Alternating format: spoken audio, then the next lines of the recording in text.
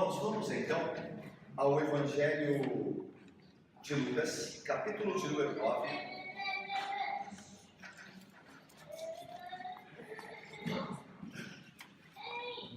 Evangelho de Lucas,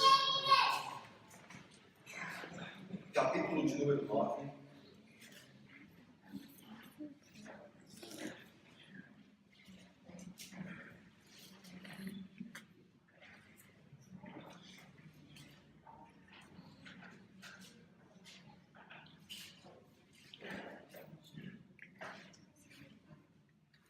Do versículo 46 ao versículo 48.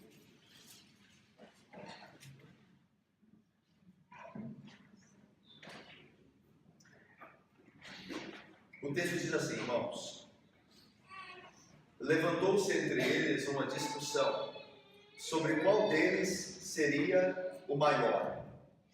Mas Jesus, sabendo que se lhes passava no coração, tomou uma criança, colocou-a junto a si e lhes disse: quem receber esta criança em meu nome, a mim me recebe. E quem receber a mim, recebe aquele que me enviou. Porque aquele que entre vós for o menor de todos, esse é que é grande. Vamos orar mais uma vez a Deus.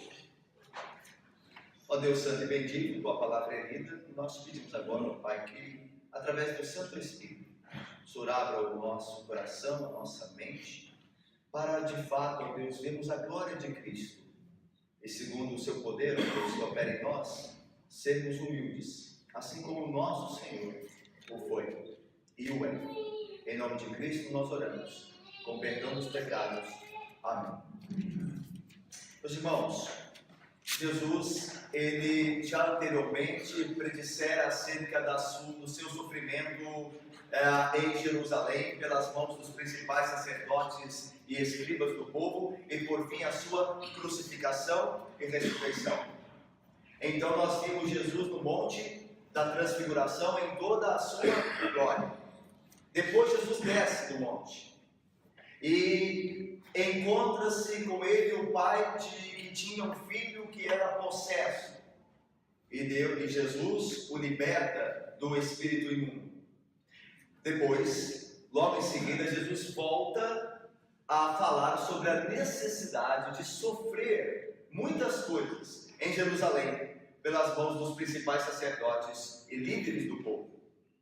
Agora Jesus, quando desce do Monte da Transfiguração, está a caminho novamente de Cafarnaum. Lembram-se do ministério do retiro, onde ele se distancia das multidões, quando ele fica sós um tempo com os seus discípulos? Esse ministério acaba nesse movimento em que ele, juntamente com seus discípulos, desce do Monte da Transfiguração, que ficava próximo de Cafarnaum, e se encaminha novamente para aquela cidade, que era o QG, o quartel-general, por assim dizer, de Jesus Cristo, ou seja, o local em que ele mais ficava, onde ele sempre estava, em Cafarnaum. Lá era a casa do apóstolo Pedro. Jesus Cristo ficaram muitas vezes na casa do apóstolo Pedro. Então eles estão caminhando para Cafarnaum. E é nesta caminhada para Cafarnaum que o que está narrado aqui no texto que lemos, em Lucas 9, 46 e 48, é nesta caminhada que essa discussão que aqui diz ter existido entre os discípulos acontece. Enquanto eles caminhavam para Cafarnaum, eles discutiam entre si, porventura, quem seria o maior entre os discípulos, os 12. É interessante, meus irmãos, que Jesus, não há muito tempo antes, havia dito que era necessário que ele fosse entregue nas mãos dos homens maus pelo traidor e sofresse muitas coisas.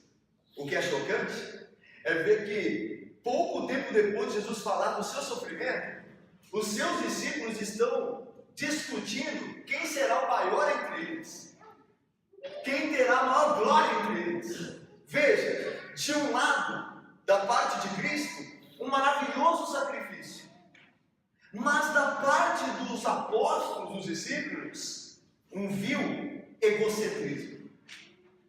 Jesus dizendo que dará a vida pelos seus, e os seus estão discutindo quem é o maior entre eles. Mateus, então, acrescenta no texto de Lucas, que, como nós dissemos anteriormente, Jesus está a caminho de Cafarnaum. Isso está em Mateus 17, que é em Mateus o texto, onde está o texto correlato a essa narrativa aqui. Essa narrativa encontra-se em Mateus 17. Ela diz que eles estavam a caminho de Cafarnaum. E quando, meus irmãos, eles chegam em Cafarnaum, é que Jesus, conhecendo o coração deles, vai usar o exemplo da criança para ensiná-los, e a nós hoje também, uma grande verdade. Mas vamos ver o texto aí. Veja o versículo 46. Levantou-se entre eles, entre os discípulos, uma discussão sobre qual deles seria o maior. Então, irmãos, como nós vimos, durante a caminhada para Cafarnaum é que essa discussão foi suscitada, foi levantada. Parece, meus irmãos, de fato, que estranho que após Jesus ter dito que viria a padecer, o Evangelho de Mateus diz que os discípulos ficaram tristes com aquela palavra de Cristo, que ele havia de padecer. Mas é muito estranho que esse sentimento dos discípulos tenha mudado de uma hora para outra. Uma hora para outra. Eles estavam tristes há poucos minutos ou horas antes, e agora eles estão discutindo, como nós falamos, quem seria, como o texto diz, quem seria o maior entre eles. Meus irmãos, não foram os discípulos que amaram Jesus primeiro, foi Jesus que os amou. Este texto nos prova que, se não fosse Jesus ter amado os discípulos, eles jamais seriam os homens que foram. Porque veja como eles eram egoístas, como nós muitas vezes o somos. Foi Cristo que os amou primeiro, para que eles passassem a amar a Cristo. Foi Cristo que chamou os 12 para si, para que eles pudessem, com exceção de Judas, servi-lo verdadeiramente. Se Cristo não os houvesse chamado até Ele, eles continuariam em seus pecados. E a prova de que eram pecadores, embora estavam sendo redimidos, transformados, santificados por Cristo, este texto também. Este viu, como nós falamos, o egocentrismo dos discípulos. Meus irmãos, a Bíblia não é um livro que narra a trajetória de muitos heróis.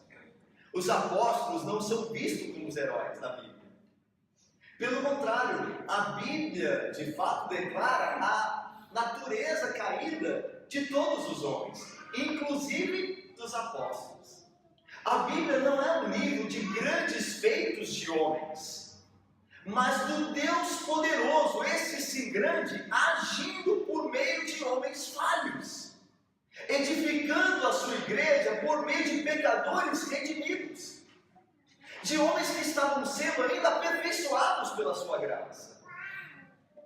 Nós entendemos errado ao achar que a Bíblia enaltece a humanidade, que fala de grandes heróis. Não, mas de um grande Deus agindo por meio de homens falhos como nós somos.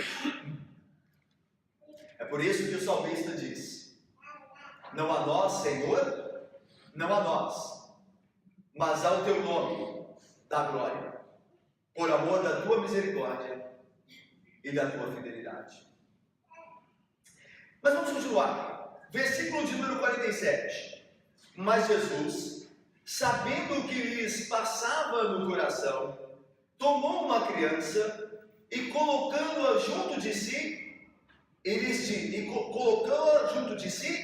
disse, até aí, irmãos. Meus irmãos, se nós pegarmos o Evangelho de Mateus, onde se encontra essa história também, e o de Marcos, nós vamos ver que esse relato, dos dois evangelhos, Mateus e Marcos, ele é mais completo. O de Lucas é o mais resumido. Por exemplo, nós temos a impressão aqui que enquanto eles caminhavam para Cafarnaum, e Lucas nem diz isso, né? Nós sabemos disso através dos outros evangelistas, que eles estavam a caminho de Cafarnaum. Lucas nem fala. Porque lembra-se que Lucas não se preocupa muito com o lugar, com hora, com dia, mas o tema. Então, nós pensamos que tudo acontece ao mesmo momento. Eles estão caminhando para Cafarnaum. Jesus, sabendo que eles pensavam acerca de discutirem quem seria o maior, pega uma criança ali no caminho e coloca. Mas por isso que é importante ler toda a Bíblia. Porque o texto de Mateus e Marcos vão acrescentando informações para a gente entender melhor a cena. O que está acontecendo?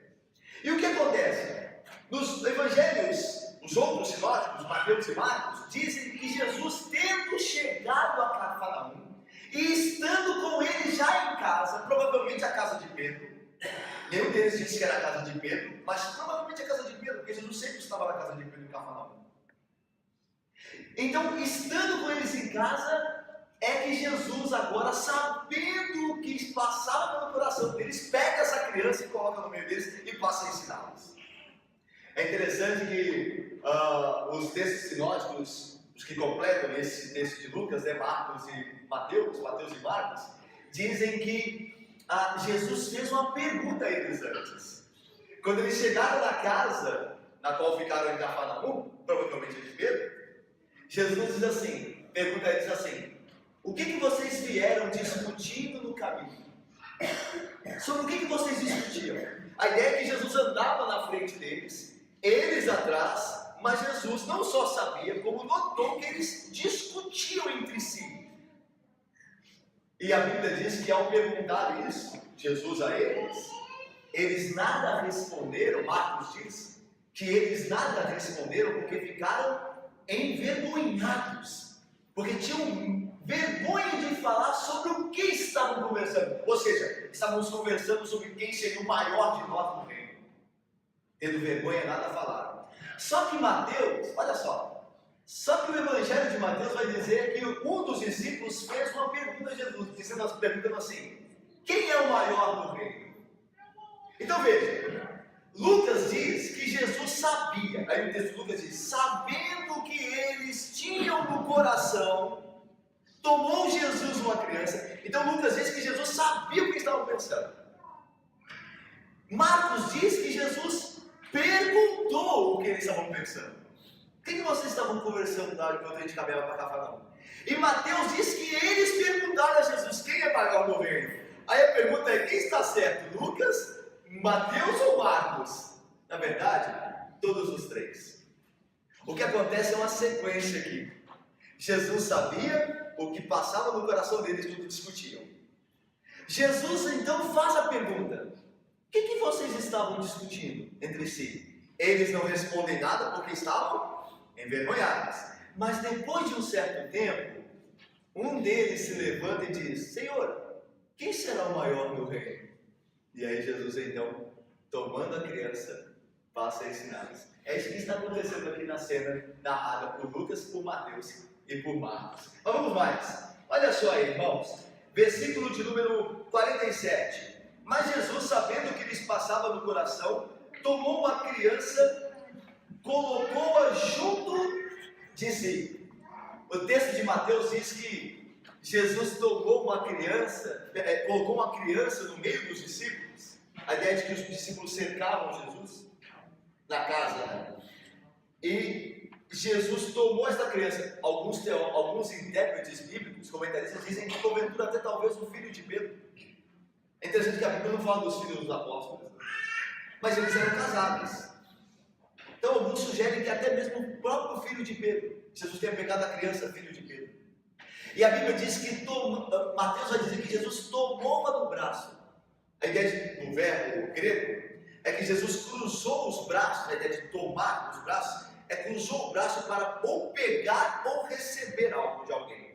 Então a ideia é que Jesus pegou a criança e colocou aqui, junto de si, no seu braço. Meus irmãos, é agradável perceber o quanto Jesus, com frequência, estava cercado de crianças e falava acerca delas. Olha só, Jesus demonstrou o seu amor muitas vezes às crianças. É interessante falarmos isso, né? Nesse contexto, porque nós tivemos o IBF aqui. Então, o texto da providência de Deus fala sobre crianças e o amor de Deus para com as crianças. Veja só, Jesus as curava. Em Mateus 9, 8, ele cura a filhinha. Jesus as abençoava. Em Mateus 19, os pequeninos são trazidos a Jesus para que ele ore por eles. Ele também as usava como exemplo. Jesus, quando falou de João Batista, diz assim: vocês são, aos judeus, diz assim: vocês são semelhantes aos jogos infantis. as brincadeiras de criança. Jesus notava as crianças. Jesus também, irmãos, as alimentou. Na multiplicação dos pães e dos peixes, diz que havia mulheres e crianças. E por fim, meus irmãos, Jesus recebeu os louvores das crianças também. Lá em Mateus 21, 15, dizia que os meninos cantavam: Hosana, bendito que vem no nome do Senhor. Falavam de Jesus os meninos. Então é agradável ver como as crianças estavam envolvidas no ministério de Cristo, como ele as amava. E aqui o texto diz então que quando os discípulos estavam discutindo quem seria o maior no meio deles, Jesus, tomando uma criança, pegou-a em seus braços e disse o quê? Vamos ver? Olha o texto. Ele disse, versículo 48, vamos receber juntos? Lemos juntos? Leamos. Quem receber esta criança, a mim recebe, e quem receber a mim, recebe aquele que me enviou. Porque aquele que entre vós for o menor de todos, esse é o... Meus irmãos, é preciso, para que entendamos este texto, o que Jesus realmente quis dizer, levar em consideração que quando Jesus fala da criança aqui, quem receber essa criança, ou lá em Mateus, quando Jesus diz assim, aquele que não for como esta criança, Jesus não está falando propriamente da faixa etária, ou do tamanho próprio de uma criança, ou ainda mais, Jesus não está falando da inocência da criança, porque nós sabemos que crianças, irmãos, assim como nós já fomos um dia também, e como algumas aqui o são ainda, não são inocentes. Nascem em pecado, como a Bíblia atesta poderosamente. Davi vai dizer que nós nascemos em iniquidade, e em pecado nós fomos concebidos por nossa mãe.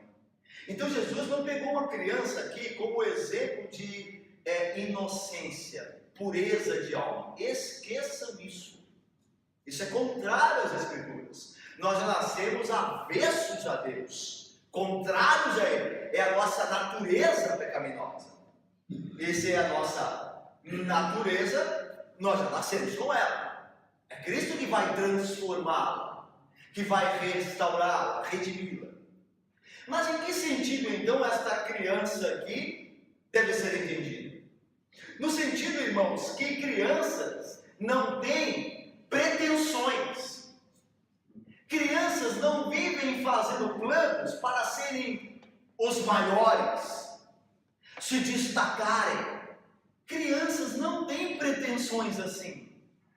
Crianças são dependentes de seus pais. Crianças não fazem planos. Você não vai ter o seu filho lá de 6 anos, 7 anos, fazendo planos para a vida dele, escrevendo contas e... Não!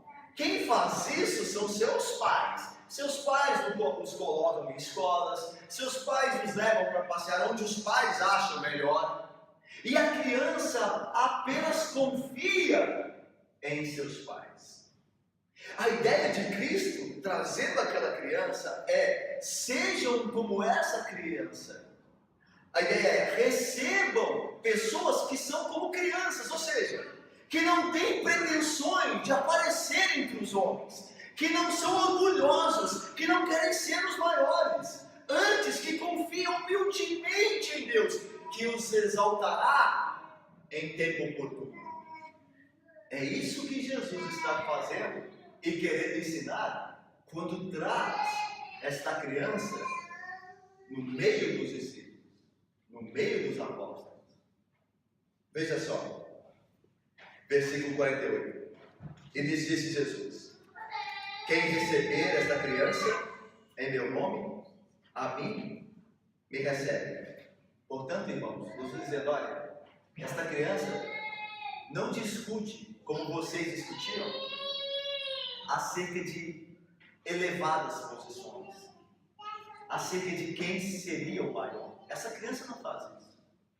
Vocês devem, de fato, deixar de prestar atenção em si mesmos, preocupados com a glória própria de vocês, e começar a assistir aqueles que são como esta criança. os que são humildes. Olha o que Cristo está fazendo que é perfeito. Vocês vivem pensando em vocês mesmos, em se destacarem, em serem os maiores. Mas vocês deviam tirar o foco de vocês e atender às necessidades dos pequeninos, que são humildes como esta criança aqui, que não tem pretensões como esta criança não tem. Então veja, a discussão dos discípulos estava em torno de cada um deles, discutindo quem seria o maior. E Jesus diz: tirem o foco de vocês e coloquem os seus irmãos. Honrem os seus irmãos. Alegrem-se quando os seus irmãos forem reconhecidos antes de vocês. É o que Jesus está ensinando a eles. Rose, presbítero Evangelho. Portanto, Jesus continua dizendo, veja aí, versículo 48. Quem receber esta criança em meu nome, a mim me recebe. E quem receber a mim, recebe aquele que me enviou. Qual que é a ideia aqui? De quem receber esta criança em meu nome, a mim me recebe, e quem a mim recebe, recebe também aquele que me enviou. Do que Jesus está dizendo? Está dizendo o seguinte, irmãos, que quem tira o foco de si mesmo, deixa de estar preocupado consigo e passa a preocupar-se com os humildes, com os pequeninos, como aquela criança, este tem a Jesus. Jesus está com ele. A ideia de a mim me recebe. Porque quem são aqueles com quem Deus anda? Não são os humildes? Os pobres de espírito? Os abatidos? Não são esses com quem Deus anda no Antigo Testamento que Deus fala? Então a ideia de aqueles que agem como essa criança e que se preocupam com aqueles que são como essa criança, que confiam em Deus humildemente e o servem, esses têm comunhão comigo, ou seja, a mim me recebe. E quem me recebe, recebe também aquele que me enviou, ou seja, tem comunhão também com Deus o Pai. É isso que está falando. Que o humilde de espírito, que não pensa em ser grande, mas é como uma criança, e que vê a necessidade daqueles que estão ao seu redor, que são crentes verdadeiros, humildes, este tem o filho, tanto o filho como o pai está em comunhão. Porque Deus despreza orgulhosos, mas exalta humildes. Por isso que Ele mantém comunhão com aqueles que são como crianças, nesse sentido, humildes e dependentes de Deus. E portanto, esses têm comunhão com o Pai e com o Filho. Vamos terminar? Olha aí, versículo 48 final. Porque aquele que entre vós for o menor de todos, esse é que é grande. Meus irmãos, tornar-se humilde como aquela criança é verdadeiramente ser grande diante de Deus. Nós geralmente, irmãos, procuramos ser grandes diante dos homens. Nós queremos que os homens reconheçam o que fizemos, que se lembrem do nosso nome, que nós sejamos lembrados em grandes eventos, que nosso nome esteja nas revistas, nos periódicos, que as pessoas nos vejam fazendo as coisas boas. Nós geralmente temos essa inclinação infeliz. Mas o que Jesus está dizendo é que quem for o menor dentre os homens, a ideia de servir os homens, ser humilde, depender de Deus, esse é grande diante dos olhos de Deus. Há uma inversão. Aquele que quiser ser grande diante dos homens, será o menor diante de Deus. Mas o que for o menor diante dos homens, será grande aos olhos de Deus. Meus irmãos, a Bíblia está cheia dessa verdade, desse princípio. Lá em Isaías, diz assim o profeta, Deus diz por meio do profeta, porque assim diz o alto, uma referência a Deus, chamado de o alto, o altíssimo, o sublime, o que habita a eternidade, o qual tem o nome de santo. Ele diz assim: habito no alto e santo lugar, mas habito também com o contrito e abatido de espírito, para vivificar o espírito dos abatidos e vivificar o coração dos contritos. Então, quem é grande diante de Deus? Quem é aquele que tem comunhão diante de Deus? O orgulhoso? O que se acha o super crente? Aquele que acha que serve a Deus como ninguém? É interessante, irmãos, que até mesmo quando nós nos entendemos servos, nós podemos ser orgulhosos disso. Alguém pode dizer assim: eu sou servo, Senhor, mas dos servos eu sou melhor. O Senhor é o Senhor, e eu sou apenas um servo, mas dos servos não tem ninguém como eu. Até naquilo que é humilde, nós buscamos grandeza. Mas Deus anda com o humilde de espírito. Ele tem prazer na companhia. Ele anda junto. Essa pessoa, de fato, está próxima de Deus e Deus próximo dele. Mas a Bíblia continua. A Bíblia diz em Marcos, Jesus diz assim, o texto diz assim: mas Jesus, chamando-os para si, seus discípulos, disse-lhes: sabeis que os que são considerados governadores dos povos têm-os sob seu domínio, e sobre ele os seus maiorais exercem autoridade. Mas entre vós não é assim. Pelo contrário, quem quiser tornar-se grande entre vós, será esse que vos sirva. E quem quiser ser o primeiro entre vós, será servo de todos. Paulo vai dizer agora: nada façais por partidarismo ou vanglória, mas por humildade, considerando cada um os outros superiores a si mesmos, considerando cada um o outro superior a si mesmo. E Paulo diz mais: não tenha cada um em vista o que é propriamente o seu interesse, e sim o que é dos outros. Pedro vai terminar dizendo: rogo igualmente aos jovens, sede submissos aos que são mais velhos. Difícil, né? Aos jovens. Não só aos jovens, né? Mas também difícil a eles.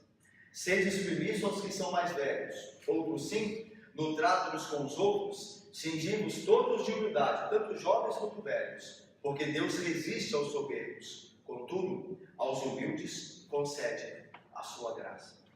Então veja, irmãos, os discípulos discutiam quem era o maior entre eles. Jesus, então, conhecendo-lhes os pensamentos, coloca uma criança e diz: vocês não devem ter esse tipo de pretensão entre vocês. Vocês devem ser como essa criança. Essa criança não tem pretensões assim orgulhosas. E ela depende exclusivamente de Deus, o seu Pai. Ela confia, assim como ela confia nos pais, vocês devem confiar em Deus, que é o Pai de vocês. Portanto, todo aquele que for o menor entre vocês será verdadeiramente o grande diante de Deus. 4 aplicações do texto, irmãos. 4 aplicações. Vamos lá? Primeiro, irmãos, quando nós estamos preocupados em sermos os maiores, estamos indo contra o Rei Jesus e contra o seu reino. Quando nós, em qualquer lugar que seja, mas falando aqui dentro da igreja, quando nós, quer pastores, quer presbíteros, quer diáconos, quer membros da igreja, quer presidentes de sociedade, quer seja o que for, quando nós estamos fazendo algo dentro da igreja, ou vivendo, não só na igreja, mas vivendo, com a pretensão de sermos os maiores, então nós estamos indo contra o Rei Jesus e o seu reino. Nós estamos nos constituindo inimigos de Cristo e do seu reino, porque no reino de Cristo não há maior senão Ele. Deus disse assim: eu sou o Senhor, este é o meu nome, a minha glória, pois, não a darei a outra, nem a minha honra. Quem quiser, irmãos, qualquer um de nós, pastor, presbítero, diácono, qualquer um de nós, quem quiser roubar a honra de Cristo dentro da sua casa ou do seu reino cósmico, porque a terra é do Senhor, o universo é dele, vai comprar uma briga com ele. E não é bom, irmãos, comprar uma briga com Deus. Porque Deus destrói o soberbo. Ele promoverá a ruína do soberbo. Porque ninguém pode tomar a alma que é de Deus. Então, quando nós estamos preocupados para que as pessoas nos reconheçam, nós estamos travando uma guerra direta contra o Senhor Jesus. Segundo, com quem nós nos identificamos? Ou, quem são aqueles que recebemos em nosso convívio? Os orgulhosos ou os verdadeiramente humildes de espírito? Quem são os nossos companheiros? Lembra que Jesus diz, olha, quem recebe um pequenino, quem recebe essa criança, a mim me recebe. Quem nós temos recebido no nosso convívio? São pessoas prepotentes, orgulhosas, que gostam de contar vantagem e como tem, dentro e fora da igreja. Como tem. Basta você olhar nas redes sociais, como tem pessoas que gostam de contar vantagem. E Jesus está dizendo, com quem nós nos identificamos? Com esses que gostam de aparecer? São esses que nós queremos ter ao lado para, quem sabe, porventura, aparecer um pouco também? Porque não se engane, irmãos. Quando alguém anda com quem gosta de aparecer, é porque esse alguém que anda com quem gosta de aparecer quer aparecer também. Com quem nós identificamos? Com o povo da igreja, o povo verdadeiramente crente, o povo simples, humilde, ou com os que ostentam a glória deste mundo? Até mesmo dentro da igreja, tá? Terceiro, devemos nos preocupar em honrar os nossos irmãos e não a nós mesmos. Nós devemos nos preocupar em honrar os nossos irmãos, falar bem dos nossos irmãos naquilo que fazem de bem, de bom, e não honrarmos a nós mesmos, ficarmos falando dos nossos feitos, das nossas glórias, supostas glórias, mas está preocupado em elevar o irmão, notar que ele fez algo bom, e proclamar o que ele fez. Olha, fulano foi muito bem no que fez, ao invés de falar de si mesmo. Por fim, entreguemos nossa vida, direitos, desejos de sermos reconhecidos. Porque veja, irmãos, é natural que nós tenhamos desejo de ser reconhecidos. É natural. Pecado é fazer por onde? É começar a promover no nosso meio, um meio das pessoas nos reconhecerem. Isso é pecado. Se nós fazemos algo e desejamos que as pessoas se agradem do que fizemos, nós não falamos que nós fizemos algo bom. Nós esperamos que Deus levante as testemunhas que digam isso. Mas nós mesmos não ficamos proclamando o que fizemos de bom. Então, nossos desejos de sermos reconhecidos pelo que fizemos, nós entregamos a Deus. Deus fará com que sejamos reconhecidos. Entreguemos tudo a Ele, nossos anseios, direitos, desejos, a Cristo Jesus. E Ele, como diz a Bíblia, em tempo oportuno, nos exaltará. Que Deus abençoe, irmãos. Amém.